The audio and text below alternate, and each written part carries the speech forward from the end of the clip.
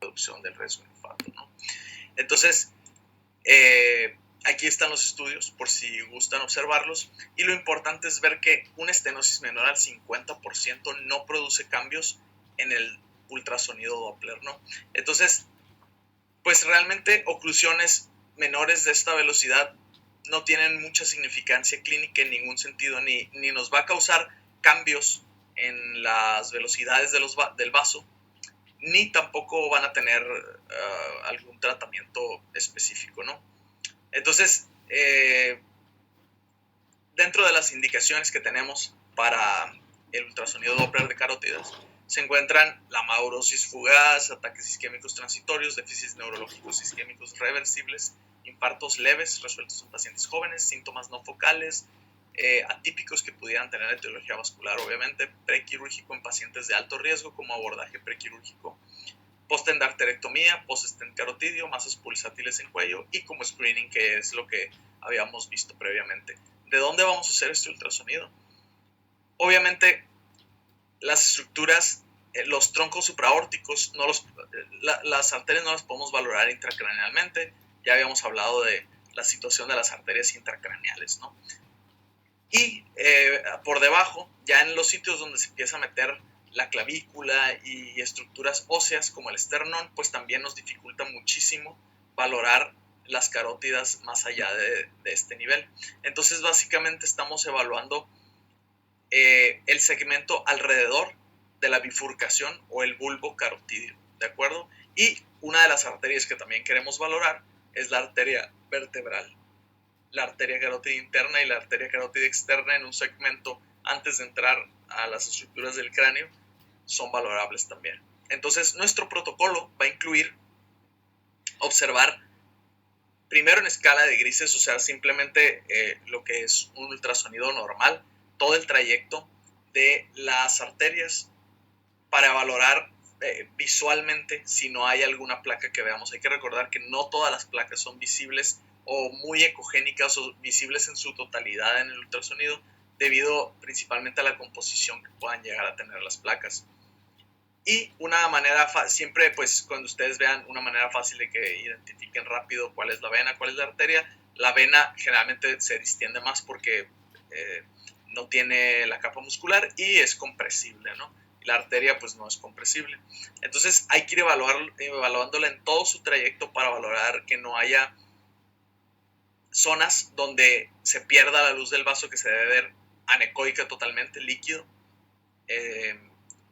Y hay que valorarla tanto en axial como en sagital o en el plano longitudinal del vaso. El plano longitudinal también va a ser muy útil porque nos va a permitir valorar la relación íntima media.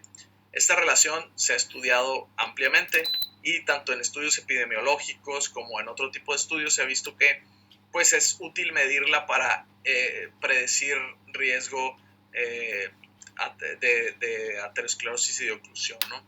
Entonces, generalmente queremos encontrar la relación íntima media por debajo de 1 milímetro, lo cual pues hay que valorarlo siempre buscando una imagen en la cual delimitemos muy bien la relación íntima media para poder medir el grosor de este. Pues es una estructura bastante pequeña que evidentemente tenemos que poner mucho cuidado en esta situación. Y aquí podemos ver un ejemplo patológico en el cual pues tenemos este incremento en el cual ya nos va prediciendo que pues ahí se está formando una placa, etcétera, etcétera, y ya se ha visto correlación con el riesgo de oclusión, ¿no? Tenemos que valorar todo lo que les había mencionado que podamos ver en el ultrasonido, a través del ultrasonido, ¿no? Incluyendo el bulbo, la bifurcación y, obviamente, las arterias carótida interna y externa. Muchas veces en escala de grises a lo mejor no puede ser tan fácil a simple vista diferenciar cuál es cuál. Una forma fácil es que la carótida externa tiene ramas y la interna no le vamos a ver ramas proximales, pues. Y la otra es por medio de los espectros, que es algo que vamos a ver más adelante, ¿no? Y también hay que valorar la arteria vertebral, que la arteria vertebral pues es parte del sistema que va a formar la basilar y que nos puede producir infartos también a este nivel. Y hay que valorar sobre todo la dirección del flujo, porque un cambio en la dirección del flujo pues nos puede estar hablando de robo de subclavia, ¿no?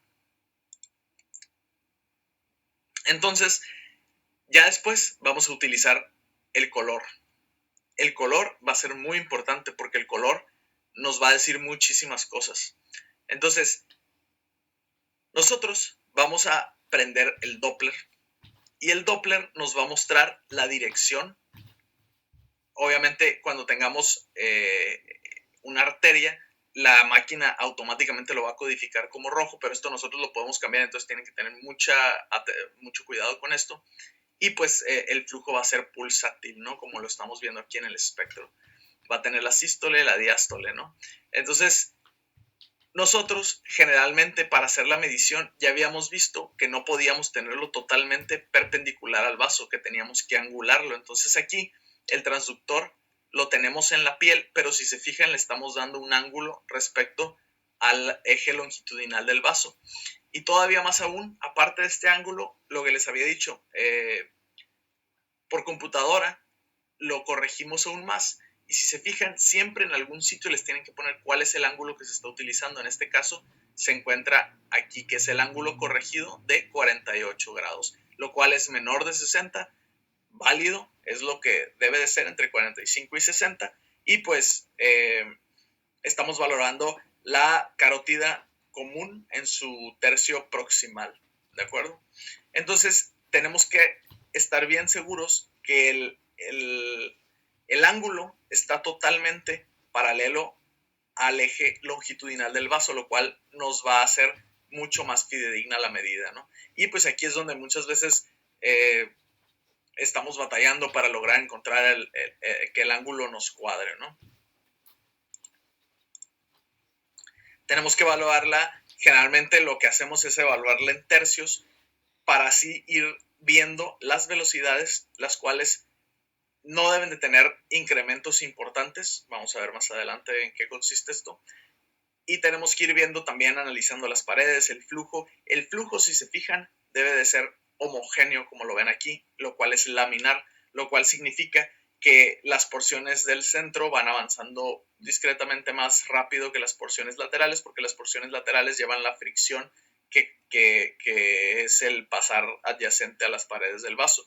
Entonces, aquí ustedes van a ver la escala donde les muestra qué tanta velocidad estamos considerando como umbral para detectarla. Entonces, es importante que esté bien ajustada porque si no nos puede dar irregularidades en el flujo que si está bien ajustada pueden significar que hay una zona de estenosis. Entonces, por eso es importante que los parámetros estén bien ajustados para poder confiarnos de las mediciones que estamos haciendo, ¿no? Y pues como ya habíamos visto, lo vamos valorando en toda su extensión. Aquí ya estamos adyacente al bulbo, y el bulbo es muy importante ver cómo habitualmente vamos a tener una zona que vamos a tener, generalmente se llama aliasing, ¿no? Es el término en inglés, que básicamente lo que estamos viendo es un cambio en los colores, que significa que hay mayor velocidad. Y en este caso de aquí, una inversión. Si se fijan, está azul. Quiere decir que en este segmento, supuestamente, la sangre se estaría regresando. Lo único que pasa es que al estar pasando por el bulbo, es una zona que se expande un poquito. Entonces, tiene un poco de flujo turbulento en esta zona, pero pues es normal y es de esperarse, ¿no? Y aquí estamos valorando la permeabilidad de ambas arterias, carótida interna, carótida externa. Y como ya les había mencionado, hay que valorar la arteria vertebral. Es muy característico que vamos a ver pues los cuerpos vertebrales interrumpiendo el trayecto que estamos valorando, pero aún así nosotros podemos calcular la velocidad bastante certeramente, y siempre hay que buscar tratar de visualizar la vena también para ver que no lleven las dos la misma dirección, porque esto nos hablaría de un robo de subclavia o una patología de este tipo. Y al final, nosotros cuando tomamos todas las velocidades de todos los segmentos, incluyendo la carótida común, carótida interna y carótida externa, y la vertebral, la máquina habitualmente ya nos va a dar una tablita con todos los valores de referencia. Entonces esta tablita es muy importante y muy interesante porque aquí fácilmente podemos ir viendo el pico sistólico, el diastólico, e ir viendo que los valores vayan disminuyendo. No debe haber un incremento brusco, ¿no? de los valores, porque esto nos hablaría de que probablemente tenemos una zona de estenosis. Ya habíamos dicho que si una manguera le ponemos el dedo y generamos una zona de estenosis en la manguera, pues va a salir más rápido, y esto es lo que estamos buscando, un cambio en la velocidad. Y también pues nos está poniendo la relación íntima media, que pues está muy interesante, porque en un solo cuadrito, inclusive si no tienen las imágenes, podríamos tener una muy buena idea de qué es lo que está pasando dentro del vaso, porque ya habíamos visto que las placas realmente pueden ser un poco engañosas en la escala de grises, puede que no las veamos, puede que... Entonces, es muy importante basarnos en las velocidades, ¿no? Ahora, ¿qué errores comunes tenemos? Pues no poner el ángulo paralelo a las paredes del vaso y al flujo, ¿no? Si se fijan, este ángulo, a pesar de que ya llegamos al máximo, que seguramente es lo que sucedió, que como se llegó al máximo, no podemos ponerlo más de 60, ya sabemos que se vuelve demasiado inconstante, no confiable e irregular la medición, pero probablemente ya no podían angularlo más, físicamente no podían hacer el transductor un poco más inclinado, y lo que se debe hacer en ese caso es probablemente buscar otro abordaje para ver el vaso, o pues ahí hay diferentes técnicas ultrasonográficas para lograr esto, ¿no? Entonces esto es un error común. ¿Y por qué sería un error? Ya habíamos visto que el mover el ángulo pues evidentemente nos va a cambiar la medición de cómo lo estamos escuchando, ¿no? Entonces, si cambiamos esto, vamos a cambiar la velocidad que está sacando la máquina. Ese es un ejemplo donde, en este caso, si se fijan, estaban batallando mucho para localizar la arteria. Entonces, aquí primero lo habían hecho con la escala de grises, y es el ángulo que ellos más o menos creyeron que tenía la arteria. Ya después, cuando pusieron el Doppler, lo alinearon con el flujo que realmente lleva la arteria. ¿Y esto qué produjo? Bueno, fíjense cómo, alineado con lo que el operador creía que era el vaso, la velocidad fue de 2 metros sobre segundo. Y alineado con el vaso, la velocidad dio 3.5 metros sobre segundo. Entonces, sí es muy importante tener muy en cuenta. Obviamente, esta es la real, porque es la que está alineada con el flujo que lleva el vaso, ¿no? Y por eso es muy importante localizar muy bien las paredes de los vasos y que nuestro ángulo esté totalmente paralelo a las mismas, ¿no? Encontrar el menor ángulo posible haciendo una buena técnica ultrasonográfica, ¿no? Ahora, muchos de los equipos ultrasonográficos nuevos tienen la manera de estimar el porcentaje del área de estenosis. Aquí, esto es un error muy común, muy frecuente, de basarnos en esta estimación del área, y todos instintivamente, la verdad es que lo lógico es creer que esto pues es bastante útil, porque pues estamos viendo tal cual el grado de estenosis, ¿no? Y ya nos está diciendo un porcentaje muy exacto, por cierto, el cual pues nos diría el grado de estenosis del vaso. Esto está mal, esto está equivocado, y vamos a ver por qué.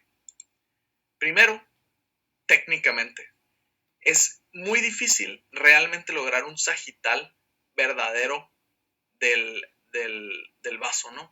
Entonces, supongamos que nuestro transductor está en esta situación y estamos mandando el haz de esta manera. Si lo comparamos con haberlo inclinado hacia acá y poner el haz que esté atravesando de esta manera el vaso, este transductor nos va a mostrar una imagen de un aspecto similar a este de la estenosis. Si se fijan, solamente captó este pedacito que no tenía placa, y todo lo demás lo agarró con placa. Entonces nos va a dar una estenosis muy alta, que si nosotros tomamos aquí, realmente es que no estamos viendo nada de estenosis. Entonces, fíjense cómo una pequeña variación, inclusive ustedes dirían, bueno, este sí está bien porque este está sobre la placa. No, porque no todo el vaso está ocupado por placa, no tiene un grado de estenosis como el que nos está mostrando aquí. Probablemente aquí lo correcto hubiera sido poner el transductor de esta manera, pero o no se puede, o en ese momento no se pudo estimar de una manera exacta. Entonces, al nosotros estar cambiando el ángulo del transductor, esto, si nosotros lo anguláramos un poquito más, nos podría dar una medida totalmente diferente. Es por esto que las medidas tradicionales del NACET, en las cuales tomamos la medida del grado de estenosis, se desarrolló en angiografía, es el North American Symptomatic Aortic Endarterectomy Trial, que lo que están haciendo es medir el diámetro de la estenosis y pues sacar la proporción con el diámetro del vaso normal posterior a la estenosis y pues obviamente una regla de 3 matemáticas si se saca el grado de estenosis, ¿no? Esto se validó en angiografía y se ha visto una muy buena correlación con la angiotomografía computada, que como les mencionaba, la angiotomografía tiene una muy buena definición, la resonancia magnética no tanto, para que tengan mucho cuidado, porque no es tan reproducible con la angiografía como la angiotomografía computada. Por eso, de hecho, ni siquiera la puse aquí. Y se vio que había un beneficio para pacientes sintomáticos con oclusión del 70 al 99% de estenosis. ¿Por qué no 100%? Porque 100% realmente es que va a ser muy difícil en estos métodos de imagen y simplemente se va a ver como una oclusión total, ¿no? Entonces, la Sociedad de Radiología en Ultrasonido desarrolló criterios para compararlos con el NACET. Y decían, bueno, no podemos medir como tal la placa en ultrasonido, pero podemos medir las velocidades. Y ya sabemos que cuando un vaso le estamos disminuyendo el diámetro, va a incrementar la velocidad. Entonces se hicieron estudios al respecto y esta sociedad, en base a estos estudios, emitió estas recomendaciones. Entonces ya sabemos que el NACET encontró que los pacientes se van a beneficiar de endarterectomía cuando tenemos arriba de 60%, ¿no? Entonces, no tiene sentido estar midiendo velocidades por debajo de eso, como en el caso que les había enseñado, en el cual estaban estimando una estenosis del 31%. Realmente es que no tiene traducción clínica, ¿no? Entonces, ya se sabe, en base a estudios, que el parámetro más utilizado, más útil, es el pico sistólico, ¿no? La velocidad del pico sistólico. Entonces, ya se ha visto que cuando está en menos de 125, pues nos está hablando de un vaso normal y generalmente menos de 50% no va a producir cambios. Cuando ya tenemos más de 50%, generalmente vamos a encontrar una velocidad mayor de 125 centímetros por segundo. Y pues esto ya nos está hablando del grado de estenosis y así también de 50 a 69, 125 a 230 centímetros por segundo de velocidad y mayor de 70, pero menos que casi oclusión total, o sea, 99%, mayor de 230 centímetros por segundo, ¿no? Entonces, ya cuando está casi ocluido, la verdad es que empieza a haber unos cambios que son muy difíciles de valorar y por eso siempre hay que valorar la presencia de placa, porque al valorar la presencia de placa, nosotros podemos correlacionar las velocidades que estamos viendo con el hecho de que si hay una placa, a lo mejor si está gruesecita, no como yo esperaría para eso, pero sí correlaciona. Entonces siempre, de todos modos, hay que ver la placa y hay que medir la placa. Vamos a medir la placa de esta manera, o sea, hay que medirlo siempre en el plano longitudinal y en el transverso, ¿no? Para hacer nuestra correlación con las velocidades y ver que es real lo que estamos viendo, porque como ya vimos que velocidades ya muy altas, oclusiones muy altas, realmente es que llegamos a tener un poco de problema porque pueden llegar a normalizarse otra vez, como cuando casi cerramos totalmente el vaso con nuestro dedo, pues puede estar saliendo otra vez muy poquita sangre y no parecer que tiene un incremento de la velocidad, ¿no? Entonces ahí tenemos que valorar en velocidades muy altas, en grados de oclusión muy altas, si tenemos o no tenemos placa y por eso la medimos y la caracterizamos, ¿no? Entonces aquí ya pueden ver la correlación de la tablita que tenemos, por eso les digo que esa tablita es lo más importante del estudio que ustedes van a valorar.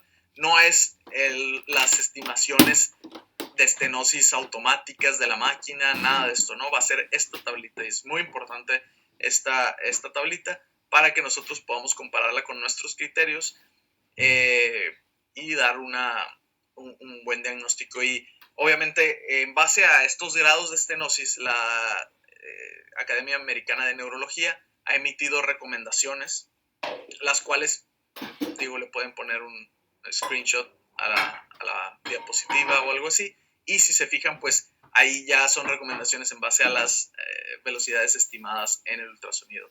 Ahora, ¿se acuerdan que les decía que no era tan fácil distinguir la arteria carótida externa de la interna? Bueno, Con el flujo se nos vuelve mucho más fácil. Si se fijan, la externa tiene ramas, la interna no. Ya habíamos visto, esto es normal, ¿no? No es que se esté regresando el flujo por ahí, sino que como es el bulbo, se genera un poco de turbulencia, ¿no? Y los espectros son diferentes. Hay que recordar que la carótida externa irriga muchos músculos y por lo tanto tienen mucha más resistencia. Entonces esto hace que sea un espectro de alta resistencia, picos sistólicos altos comparados con una diástole relativamente baja. Y la arteria carótida interna tiene que mantener un flujo constante siempre bueno porque está irrigando el encéfalo, entonces va a tener un flujo en diástole mucho más alto que lo que vamos a encontrar en la arteria carótida interna. Entonces es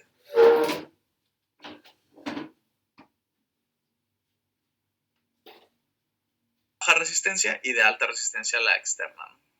Es una manera de identificarlos. Y algo que pues también hay que hacer es caracterizar la placa, porque este autor, Stephen, hizo su clasificación ya hace tiempo, pero básicamente lo que están haciendo es clasificarla en 4 tipos porque están tratando de ver la composición de la placa. Ya se ha visto que las placas blandas o las placas con mucho lípido son más propensas a romperse, a generar trombos, que las placas calcificadas o menos blandas, ¿no? Que pues pueden llegar a causar más problemas. Los tipos 1 y 2 son más prominentes en sintomáticos y son asociadas a placas blandas, y las 3 y 4 son más comunes en pacientes asintomáticos. Entonces, por eso se ha hecho esta distinción, ¿no? Y algo que podemos ver es si hay hemorragia intraplaca, que lo vamos a ver como incrementos de las ecogenicidades, ulceraciones superficiales, o sea, irregularidad en la superficie de la placa, que también son mal pronóstico, y un trombo adherente, ¿no? Ahora, como paréntesis, hay que decir que el mejor estudio para valorar estas características es la resonancia magnética. Sin embargo, pues no siempre lo vamos a tener igual de disponible, y pues realmente es algo que podemos tratar de verlo con ultrasonido, pero el estudio ideal aquí sería la resonancia magnética. En la tomografía también nos permite ver algo de calcificación, sangrado y ulceración. Sin embargo, la resonancia se ha visto que predice mucho mejor este tipo de patología, ¿no? Entonces, el tipo 1 la vamos a ver como una placa que, si se fijan, casi es totalmente hipoecoica, ¿no? Casi anecoica como el vaso, y solo la pared se ve ecogénica. Entonces se ve como una placa blanda, ¿no? Y conforme vamos avanzando de tipo, vamos a encontrar que probablemente es hipoecogénica con zonas ecogénicas. La tipo 3 va a ser más bien ecogénica con algunas zonas hipoecogénicas. Y la tipo 4 pues va a ser realmente ecogénica, que si se fijan hasta está produciendo sombra, porque pues pueden llegar a ser calcificaciones, ¿no? Entonces es importante tratar de valorar la placa porque pues predice el riesgo también, ¿no? Y algo que también resulta importante no pasar por alto es ver que los stents se han convertido en una alternativa de la endarterectomía, y los valores en el stent cambian un poquito más. Este autor publicó en el 2008 sus hallazgos, que normalmente vamos a encontrar hasta 1.5 metros sobre segundo. 50% de estenosis lo podemos clasificar como 2.2 metros sobre segundo o más, y 80% como 3.4 metros sobre segundo más. Si se fijan, pues son valores un poco más altos porque pues es esperado, y vamos a ver el stent ecogénico con sombra acústica posterior como si fuera una especie de calcio, es metal, pues, y tenemos que ver que esté bien colocado en el interior del vaso, y las velocidades pues sí, se van a medir igual, ¿no? Obviamente no se ve tan bonito como lo vamos a ver en un vaso porque el metal no es tan amigable con las ondas de ultrasonido, pero sí vamos a poder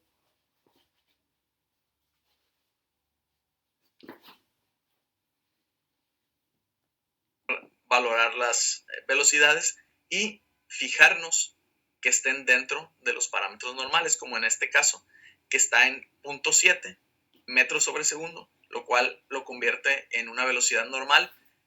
Y si se fijan, pues tenemos un espectro bastante bueno, y el ángulo siempre, como les había mencionado, independientemente de lo que sea. Y esto aplica no nada más en carótidas, es en todos lados. El ángulo no puede estar mayor de 60 grados y debe ser lo menor posible siempre que podamos, ¿no? Entonces, como conclusiones, realmente es que el ultrasonido en neuroimagen va a ser el ultrasonido Doppler de carótidas, ¿no? A menos de que estén evaluando, les digo, un paciente al lado de la cama para ver si tiene datos de vasculitis, oclusión, muerte cerebral, que son cosas hospitalarias no tan frecuentes, a menos de que estén en un centro grande de concentración. El ultrasonido Doppler de carótidas va a ser lo que en neuroimagen realmente hacemos, ¿no? Entonces, hay que recordar que tiene sus indicaciones específicas. Estenosis menores a 50% no van a alterar el espectro, entonces, por más que tenga una placa, pues realmente no tiene mucho significado. 60-70% van a ser significativas, lo cual significa que ameritan algo de tratamiento. Ya les puse la tablita de las recomendaciones de la Academia Americana de Neurología. No hay que tomar áreas cuando vean esa área. Recuerden que eso no es válido. Ya vimos por qué, porque puede haber una variación muy grande en esta medición. No es lo que se ha recomendado para el ultrasonido. No está mal que lo hagan tampoco. Se puede ir haciendo experiencia o algo, pero en eso no nos debemos de basar. Siempre les tienen que poner las velocidades con el ángulo adecuado paralelo a las paredes del vaso y tomando en cuenta los parámetros de la velocidad con la que estamos detectando el flujo, ¿no?